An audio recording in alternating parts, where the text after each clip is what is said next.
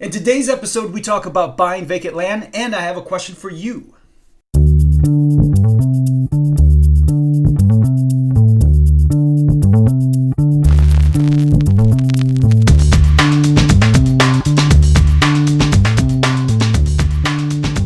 Welcome to Three Things with Darin. I am Darin, and here is thing number one. So in my last episode, I made 3 picks about the Packers score, Seahawks score, and one of my favorite properties. Glad I got to share that with some of you. On the Packers score, I was off. On the Seahawks score, I was also off, but both of them won, so you got to give me some sort of credit for that. And by the way, I would just say on the Seahawks score, Percy Harvin had 3 touchdowns that were called back for penalties. So add another 21 points onto, what did they have, the 24? We're getting close to that 55 score that I predicted, right? A question about buying vacant land.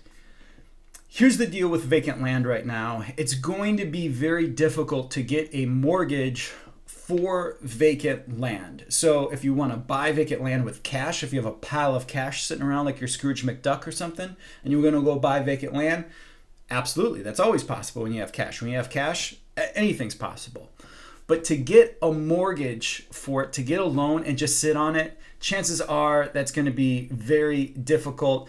My wife, Catherine, and I were going back and forth about what's the right answer to this question. So we called my man, Dan, a mortgage lender, Dan Martin, and asked him this question. And his basic answer was, if you don't have 50% down, whatever the value of the land is, so if you're purchasing a piece of land for $100,000 because you want to someday build your dream home, if you don't have at least $50,000 down, plus some reserves to get a new construction loan, you're not going to be able to get a loan on that unless maybe you can go find a local bank or do some hard money, which, the hard money stuff, definitely not going to recommend.